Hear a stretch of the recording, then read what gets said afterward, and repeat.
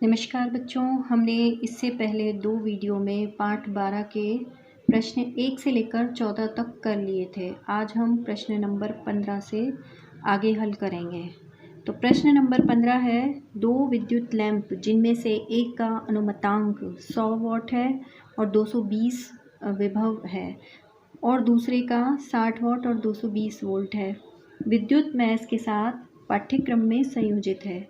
यदि विद्युत आपूर्ति 220 वोल्ट है तो विद्युत मैस से कितनी धारा ली जाती है। यानी कि हमें इन दोनों लैंप से ली गई कुल विद्युत धारा निकालनी है। पहले लैंप की भी निकालनी है और दूसरे लैंप की भी निकालनी है। और हमें दिया गया क्या है, एक P दिया गया है और V दिया गया है।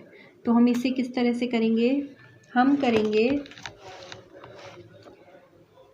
कि पहला लैंप जो है उसकी विद्युत शक्ति हमें कितनी दी गई है, 100 वाट, और विभव कितना दिया गया है, 220 वोल्ट। हमें इसकी I निकालनी है। तो हम जानते हैं कि I का निकालने का सूत्र क्या होता है, जिसमें P भी हो और V भी हो, उसका सूत्र होता है P/V। क्योंकि ये पहले लैंप का है इसलिए हमने I1 P1/V1 लिखा है।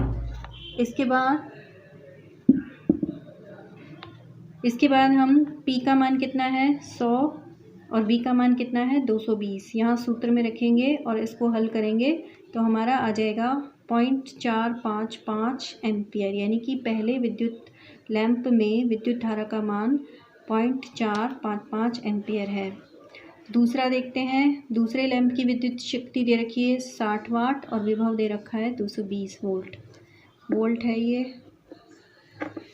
इसमें विद्युत धारा का मान निकालना है तो सूत्र वही लगेगा, लेकिन अब की बार क्योंकि दूसरे लैंप का है इसलिए I2 = P2/V2 हमने किया है।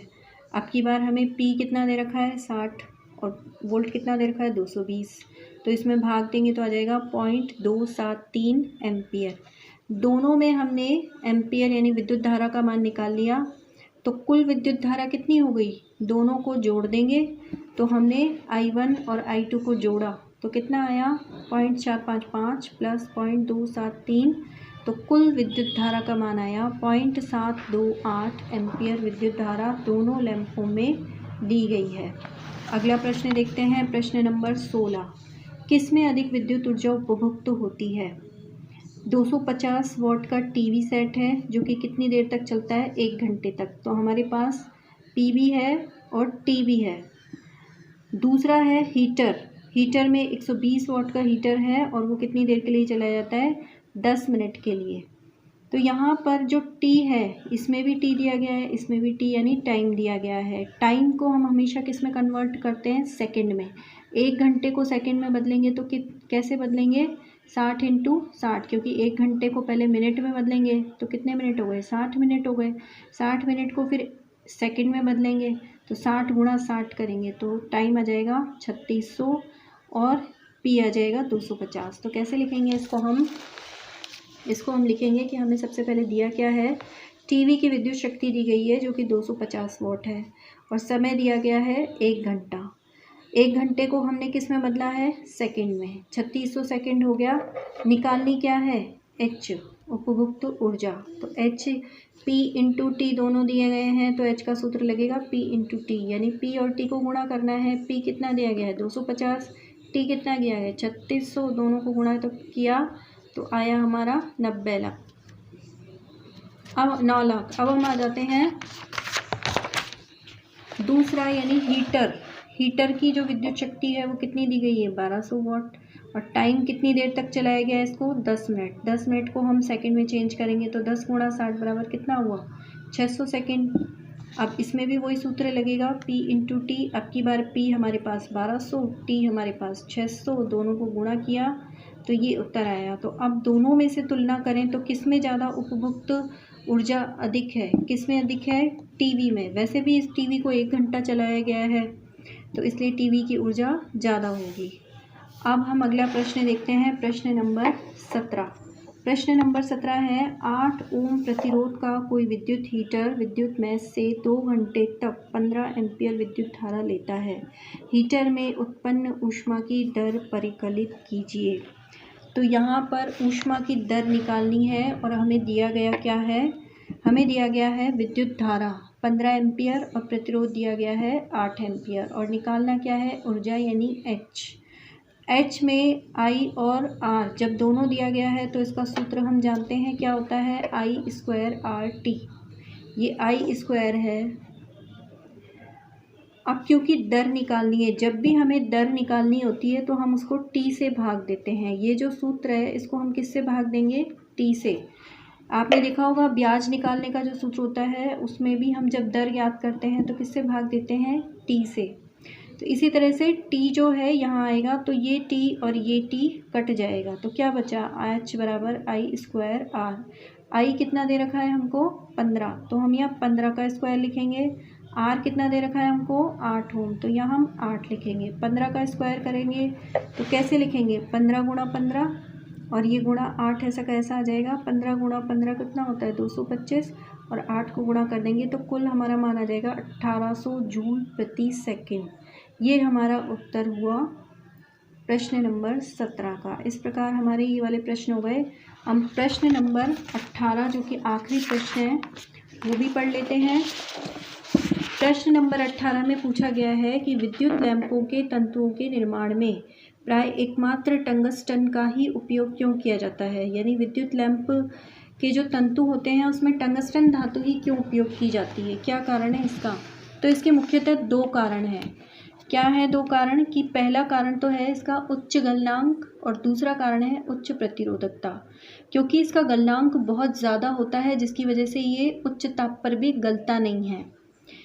इसका करीब उच्च गलनांक कितना होता है, 3380 डिग्री सेल्सियस होता है, जिससे कि ये गलता नहीं है।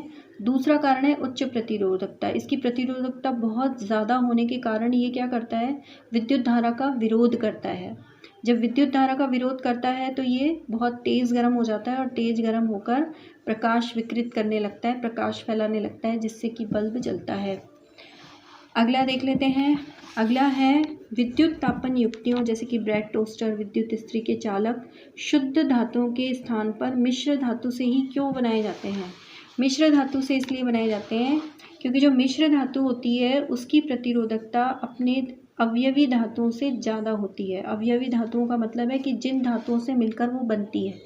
आपको पता है मिश्र धातु क्या होती है, मिश्र धातु होती है जो 2-3 धातुओं को मिलकर जो एक नई धातु बनती है वो मिश्र धातु होती है। जैसे कि कांसा जो होता है पीतल और तांबे को मिलाकर बनाया जाता है, तो 2 धातुओं को मिलाकर बनाया जाता है, तो कांसा कैसी धातु हो गई, मिश्र धातु।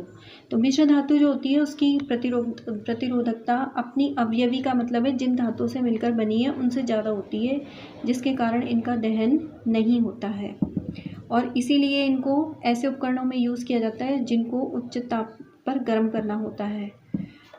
अगला प्रश्न देखते हैं। घरेलू विद्युत परिपथों में श्रेणी क्रम संयोजन का उपयोग क्यों नहीं किया जाता है। हमने देखा है कि प्रतिरोधकों को 2 क्रम में लगाया जाता है, एक तो श्रेणी क्रम में और एक समांतर क्रम में।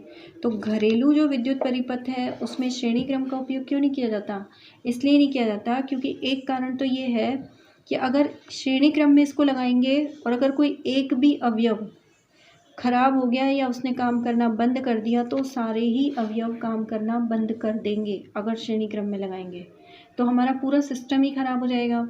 दूसरा कारण ये है कि सभी अवयवों को समान विभवांतर मिलता है श्रेणी क्रम में, जबकि हमारे घर में जो उपकरण लगे हुए रहते हैं विद्युत उपकरण वो अलग अलग विभवांतर के होते हैं, अलग अलग विभव उनको चाहिए होता है, तो वो पार्श्व क्रम में उनको प्राप्त होता है। लेकिन श्रेणी क्रम में सारे उपकरणों को एक जैसा ही विभवांतर प्राप्त होगा जिससे कि वो चल नहीं पाएंगे। तो इसलिए ये इसकी दूसरी कमी है कि सभी अवयवों को ही समान विभवांतर मिलता है। अगला प्रश्न देखते हैं। किसी तार का प्रतिरोध उसके अनुप्रस्थ काट के क्षेत्रफल में परिवर्तन के साथ किस प्रकार परिवर्तित होता है। यानी कि हमें ये बताना है कि प्रतिरोध और क्षेत्रफल में क्या संबंध होता है। किसी चालक तार में प्रतिरोध और उसके अनुप्रस्थ काट के क्षेत्रफल में क्या संबंध होता है। संबंध ये होता है कि ये दोनों एक दूसरे के व्युत्क्रमानुपाती होते हैं। व्युत्क्रमानुपाती का क्या मतलब होता है, व्युत्क्रमानुपाती का मतलब होता है उल्टा मीन्स कि यदि हम तार की मोटाई को बढ़ाएंगे, अनुप्रस्थ काट का मतलब होता है मोटाई, अगर हम तार की मोटाई को बढ़ाएंगे तो प्रतिरोध कम होगा और अगर हम मोटाई को घटाएंगे तो प्रतिरोध बढ़ेगा। अगला प्रश्न देख लेते हैं। विद्युत संचरण के लिए प्राय कॉपर और एल्युमिनियम के तारों का उपयोग क्यों किया जाता है? आपने देखा होगा विद्युत लाइन में ज़्यादातर हमारे जो तार होते हैं वो तांबे के होते हैं या फिर एल्युमिनियम के होते हैं। तो क्यों लेते हैं हम एल्युमिनियम और तांबे के तार? इसका कारण है कि एक तो उनकी प्रतिरोधकता ज़्यादा होती है, दूसरा कारण है कि ये विद्युत के सुचालक होते हैं। ये दो कारण हैं कि एक तो इनमें प्रतिरोधकता कम होती है और एक इसमें ये सुचालक होते हैं। तो इस प्रकार आज हमारे पाठ 12 के विद्युत के पूरे प्रश्न कंप्लीट हो गए हैं। अगर आपको समझ में नहीं आते हैं तो आप इन प्रश्नों को बार बार देखकर समझ सकते हैं।